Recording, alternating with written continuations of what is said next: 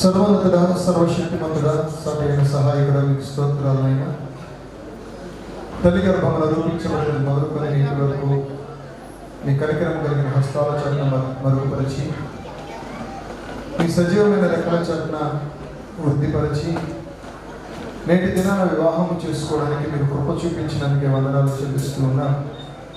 వివాహం నిమిత్తమై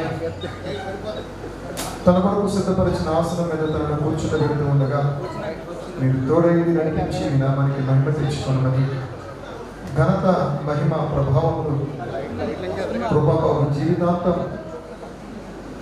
మీరే పొందుకోమని, మీ సహాయాన్ని దయచేయమని యేసుక్రీస్తు వారి పరిశుద్ధ నామంలో అడిగి వేడుకొని కుమారుని తన కొరకు సిద్ధపరిచిన స్థలంలో కూర్చుండబెడుతూ ఉన్నా ఈ పర్లోక తండ్రి.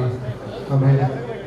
పెళ్లి కుమార్తె వస్తున్నప్పుడు అందరూ లేచి నిలబడాలి. పెళ్లి కొడుకుతో సహా మర్యాద ఎప్పటి నుంచి పెళ్లి కూతురు గౌరవించి నేర్చుకుంటుంది. పరిశుద్ధ పరిశుద్ధ పరిశుద్ధ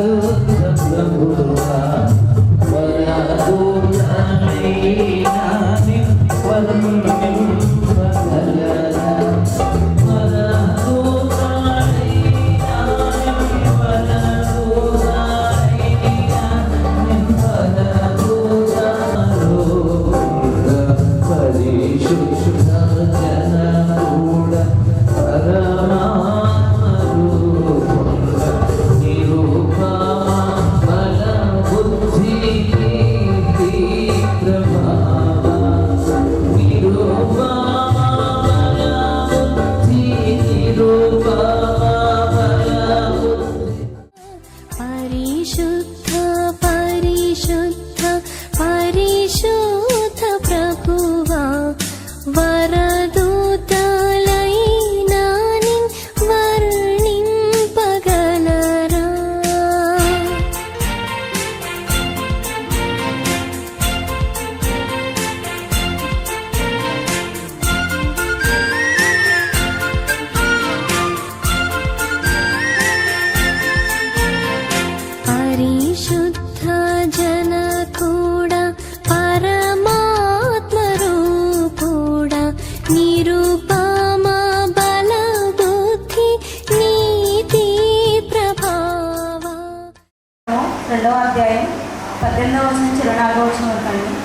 మరియు దేవుడైన యెహోవా నరుడు ఒంటరిగా ఉండటం మంచిది కాదు, వానికి సాటి అయిన సహాయమును వాని కొరకు చేయమనుకొనెను.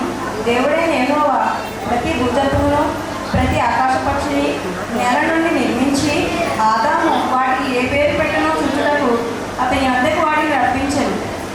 జీవము గల ప్రతిదానికి ఆదాము ఏ పేరు పెట్టనో ఆ పేరు దానికి కలిగాను. అప్పుడు ఆదాము సమస్త పశువులకును ఆకాశ పక్షులకును సమస్త భూజంతువులకును పేరు పెట్టాను. అయినను ఆదామునకు సాటి అయిన సహాయము అతనికి లేకపోయాను. అప్పుడు దేవుడైన యెహోవా ఆదామునకు గాఢ నిద్ర కలుగజేసి అతడు నిద్రించినప్పుడు అతని ప్రకటనలో ఒక దానిని తీసి దానికి ఆ చోటును మాంసంతో పూడ్చివేశాడు. తర్వాత దేవుడైన యెహోవా తాను ఆదాము నుండి తీసిన ప్రకటనను స్త్రీనిగా నిర్మించి ఆమెను ఆదాము వద్దకు తీసుకొని వచ్చాను. అప్పుడు ఆదాము ఇట్లా, నేను నా ఎముకలలో ఒక ఎముక, నా మాంసములో మాంసము, ఇది నరులలో నుండి తీయబడిన కనుక నారి అనబడును.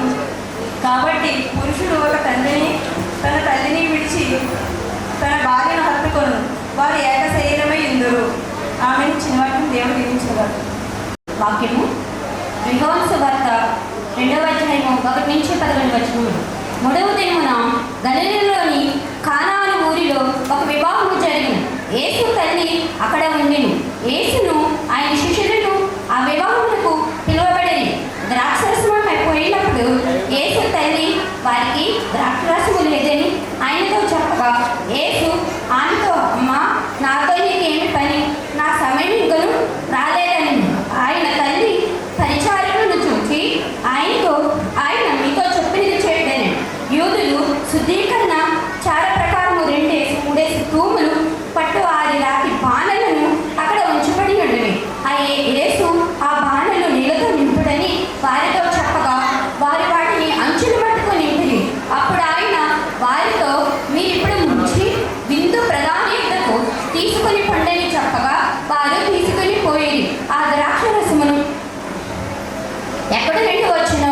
నీళ్లు ముంచి తీసుకుని పోయిన పరిచారికలకే తెలిసినది కానీ విందు ప్రధాని తెలియకపోయాను గనుక ద్రాక్షరసమైనను ఆ నీళ్లు రుచి చూచినప్పుడు ఆ విందు ప్రధాని పెండ్లు కుమారుని చూసి ప్రతివాడిని మొదటి నుంచి ద్రాక్షరసమును పోసి జల్లులు మొత్తగా ఉన్నప్పుడు జబ్బరసము పోయిను.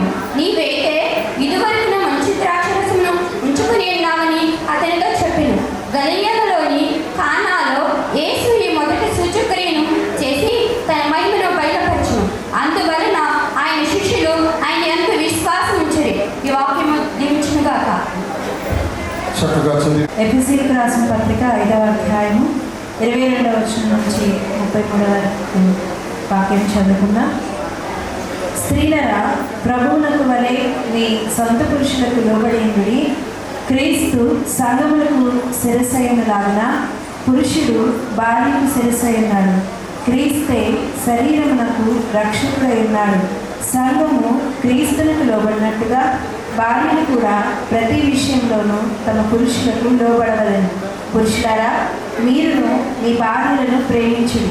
అటువలే క్రీస్తు కూడా సంఘమును ప్రేమించి అది కళంకమైనను ముడతైనను అటుది మరి ఏదైనను లేక పరిశుద్ధమైనదిగాను నిర్దోషమైనదిగాను మహిమగల సంఘముగాను ఆయన తన ఎదుట దానిని నిలువబెట్టుకొనవలనని వాక్యముతో ఉదక స్నానం చేత దానిని పవిత్రపరిచి పరిశుద్ధపరచుటకై దాని కొరకు తన్ని తాను అప్పగించుకున్నాను.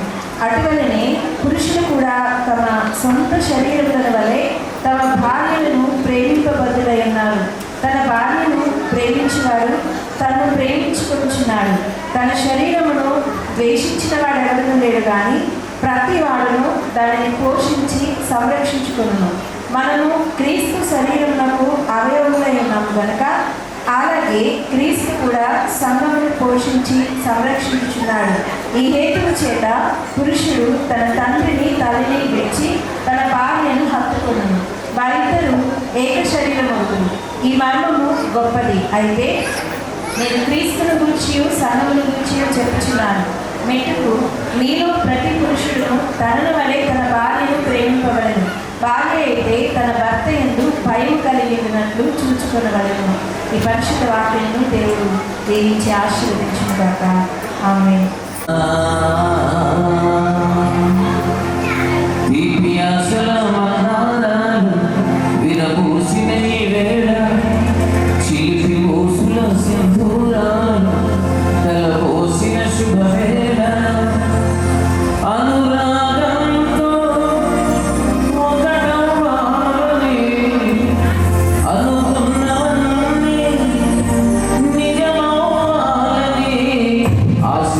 పాడు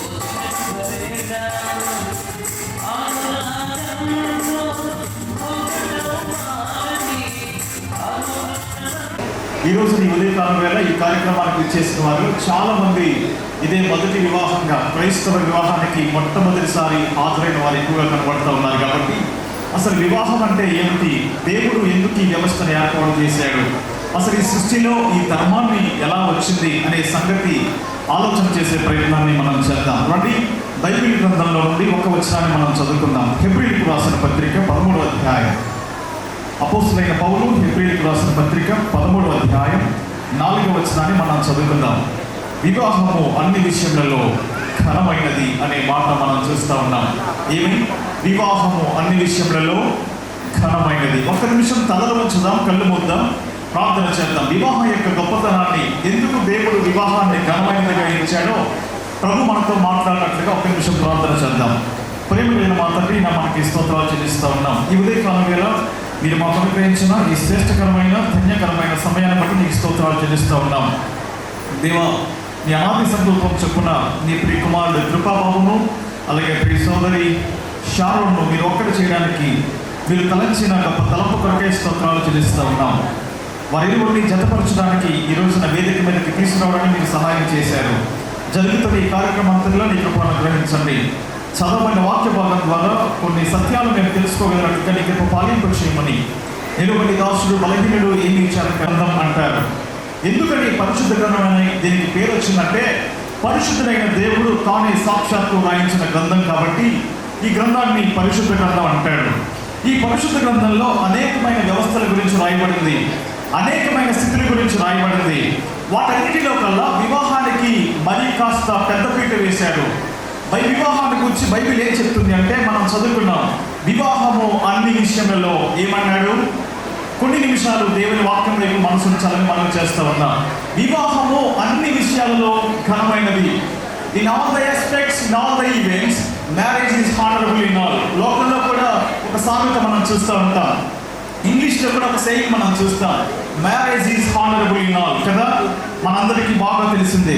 ఎందుకని వివాహము అన్ని విషయంలో ఘనమైనది అంటే ఒక 2-3 కారణాలు మీకు చూపించే ప్రయత్నం చేస్తారు. రండి, మొట్టమొదటిగా ఆదికాండ గ్రంథం 3వ అధ్యాయానికి మనం వెళ్తే, ఆదికాండ గ్రంథం 2వ అధ్యాయం మనం చూస్తే వివాహం ఎందుకు ఘనమైనదో మనకి అక్కడ అర్థమవుతుంది. రండి, మొదటిగా మనం చూద్దాం ఆదికాండ గ్రంథం 2వ అధ్యాయం.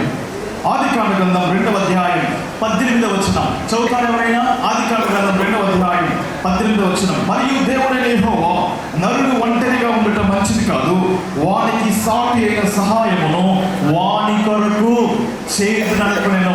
ఎందుకు వివాహం ఘనమైనది అంటే ఇలా గమనించాలి, కరుడైన దేవుడు వివాహాన్ని ప్రారంభించిన వాడు. ఇలా గమనించాలి, బైబిల్ గ్రంథంలో మొట్టమొదటి స్థానం దేనికి ఇవ్వబడిందో తెలుసా? వివాహానికి ఇవ్వబడింది. బైబిల్ గ్రంథంలో ప్రారంభమైన చర్య ఏంటో తెలుసా? వివాహం. ఒక ఆశ్చర్యకరమైన సంగతిని జ్ఞాపకం చేస్తాను. బైబిల్ గ్రంథం వివాహంతో ప్రారంభమైంది, ముగింపు కూడా దేనితో ఉంది? వివాహంతోనే ఉంది. కార్యక్రమం ఏంటి చెప్పండి? వివాహం. అందుకు వివాహం ఘనమైనది. మరొక కారణాన్ని మీకు జ్ఞాపకం చేస్తారండి.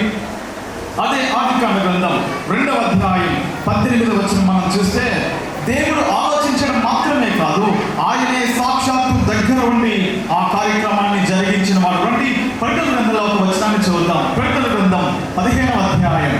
ప్రకటన గ్రంథం 15వ అధ్యాయం 3వ వచనం మనం చూడగలిగితే అక్కడ రాయబడి ఉన్నమాట చూడండి. వారు ప్రభువా దేవా సర్వాధికారి, నీ క్రియలు ఎలాంటివి? నీ క్రియలు ఎలాంటివి? ఘనమైనవి అన్నాడు. అవి ఆశ్చర్యకరమైనవి. ఇలా గమనించాలి. రెండవదిగా వివాహం ఎందుకు ఘనమైనది అంటే, దేవుడు తలచడం మాత్రమే కాదు. ఇలా గమనించాలి, దేవుడే జరిగించిన కార్యక్రమం. ఏంటి చెప్పండి? దేవుడే జరిగించిన కార్యక్రమంతో ఉన్న రెండవ భాగం ఏంటి తెలుసా? వారు కలిసి ప్రయాణం చేశారు. ఏం చేశారు? కృపాబాబు అనొచ్చు, షారోన్ నేను మా ఇంటికి వెళ్తానంటే, సరే నువ్వు వెళ్ళి నేను ఎప్పుడు వస్తాను? రేపు వస్తాను అనడానికి వీలు లేదు. వాళ్ళు ఎక్కడికన్నా వెళ్ళాలి అంటే, వాళ్ళు ఎవరి దగ్గరికన్నా చేరాలి అంటే ఎలా ప్రయాణం చేయాలి? కలిసే ప్రయాణం చేయాలి. వారు కలిసి ప్రయాణం చేసేవారు. పరిశుద్ధాత్మ దేవుడు వారి గురించి చెప్పినప్పుడల్లా వారిద్దరి పేరు కలిపే చెప్పాడు. వారిద్దరు ఏ పని చేసినా ఎలా చేశారు?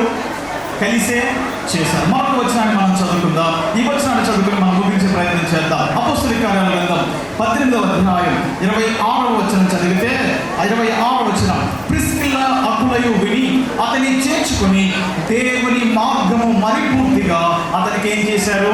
దిశపరిచింది. అంటే అమ్మ ఇలా గమనించాలి. ఆఖరి కారణాన్ని జ్ఞాపకం చేస్తున్నా. వారు మొట్టమొదటిగా కలిసి పని చేశారు. ఏం చేశారు చెప్పండి? ఏం చేశారు చెప్పండి? కలిసి పని చేశారు. Very good. నెంబర్ టూ కలిసి ప్రయాణం చేశారు. ఏం చేశారు? కలిసి ప్రయాణం చేశారు.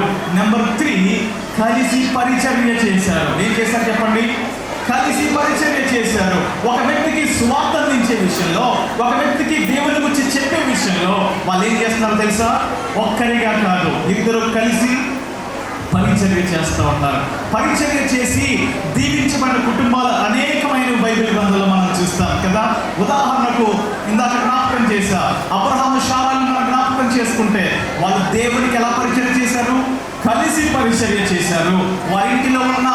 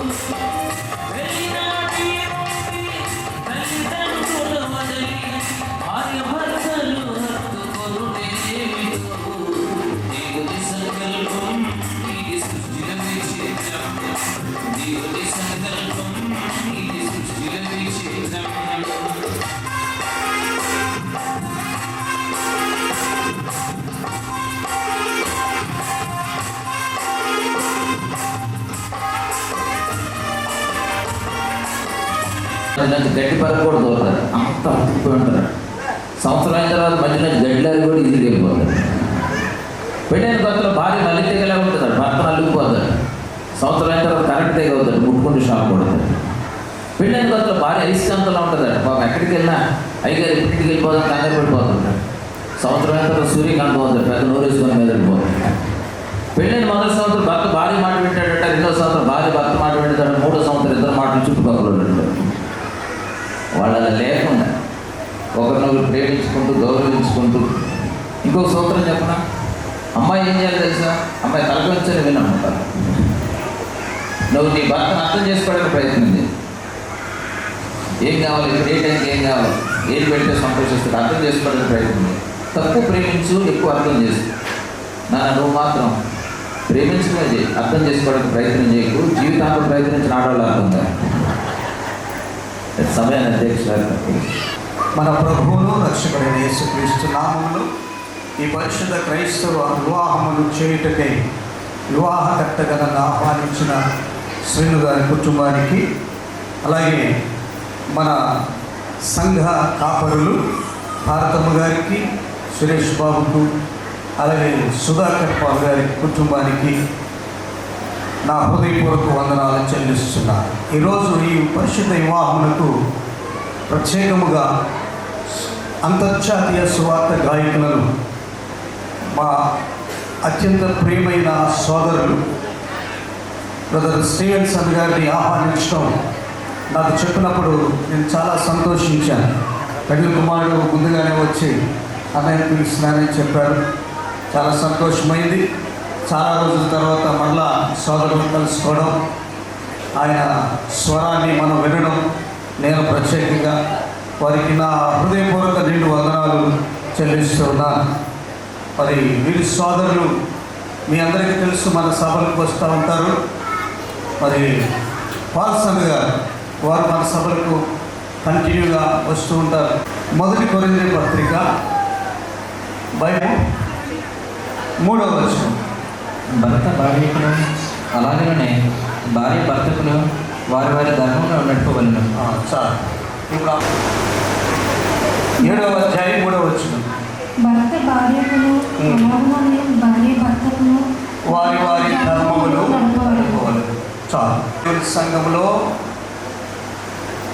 సంఘ సభ్యులుగా ఉంటున్న శ్రీను గారి కుమారుడు మరి కృపాబాబుకు షారోన్ ఇచ్చి వివాహం చేసే తల్లిదండ్రులు అబ్బాయి పక్కకి రండి, అమ్మాయి పక్కకి రండి, నిలబడండి. వీరి వీరి ధర్మం. స్త్రీకి ఏమి చెప్తుందంటే నీ స్వపురుషులకు లోబడి ఉండాలి. ఇది మీ ధర్మాలు. జీవితాంతం ఈ ధర్మాన్ని నెరవేరుస్తూ వివాహ వ్యవస్థలో మీరు ఫలించి అభివృద్ధి చెందాలని దైవజనునిగా ఈ మాటలు చెప్పి నేను ముగిస్తున్నాను. మండలం పైడిపర గ్రామ కాపురస్తులు శ్రీ పుట్టపాక శ్రీను గారి కుమారుడు చిరంజీవి పుట్టపాక కృపబాబును పశ్చిమ గోదావరి జిల్లా మరి ఆధార్ కార్డు ప్రకారం సాయి లక్ష్మి షారును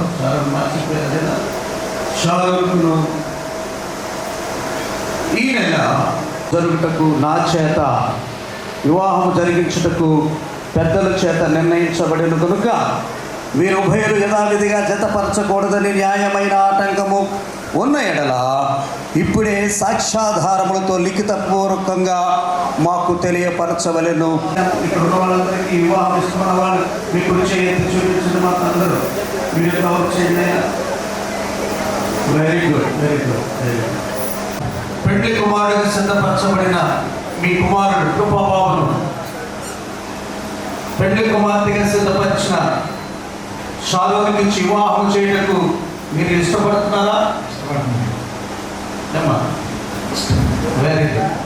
పెండ్లి కుమారుడిగా సిద్ధపరిచినటువంటి కృపాబాబుకి ఇచ్చి మీ అమ్మాయి షారోన్ వివాహం చేయటకు మీరు ఇష్టపడుతున్నారా?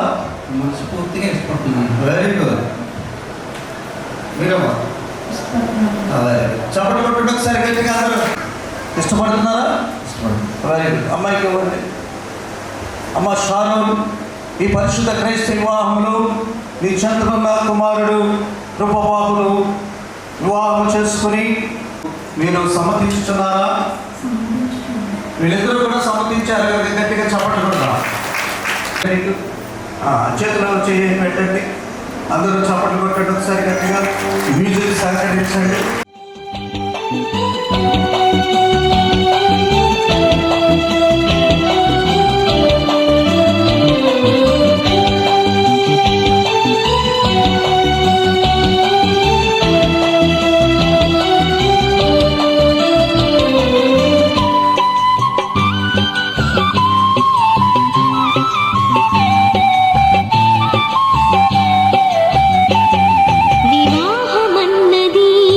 పవిత్రమైనది ఘనుడైన దేవుడు ఏర్పరచినది వివాహమన్నది. పవిత్రమైనది ఘనుడైన దేవుడు ఏర్పరచినది. ఘనుడైనది.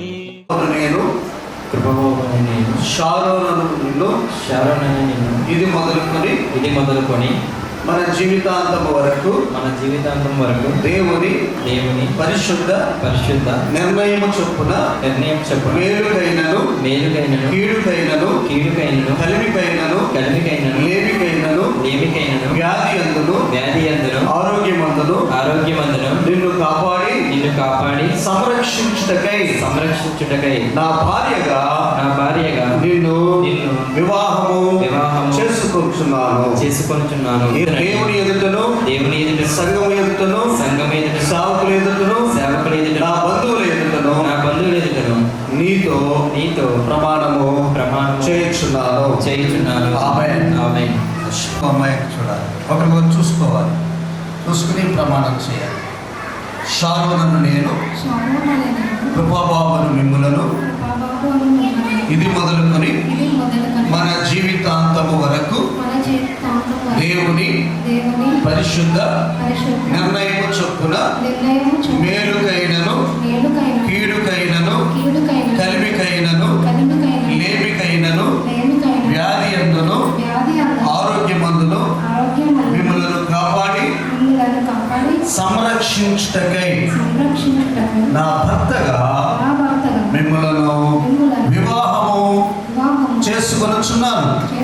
ఇలాగూ జరిగింతునని దేవుని ఎదుటను సంఘం ఎదుటను సేవకుల ఎదుటను నా బంధువుల ఎదుటను మీతో ప్రమాణము చేయించున్నాను. ఆమేన్.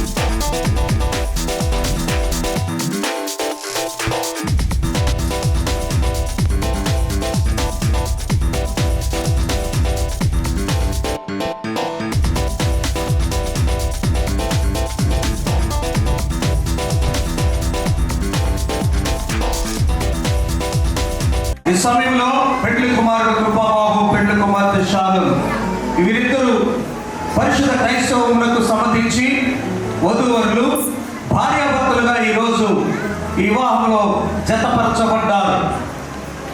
దేవుడు చూపిన కృపను బట్టి, ఆంధ్రప్రదేశ్ ప్రభుత్వం వారు నాకు ఇచ్చిన అధికారమును బట్టి వీరిద్దరూ భార్యాభర్తలని ప్రకటించుచున్నాను. దేవుడు జతపరిచిన వారిని వేరు చేయకూడదు, ఇది దేవుని ఆజ్ఞ. దేవుడు వీరిని ఆశీర్వదించి ఫలింపచేసి ఆశీర్వదించును.